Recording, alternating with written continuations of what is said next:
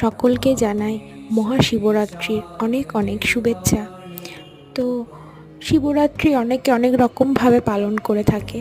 তো আমি সারাদিন উপোস থেকে রাত্রিতে জল ঢেলে আসি, মানে 4 প্রহরে করবার ইচ্ছা থাকলেও সেটা করতে পারি না।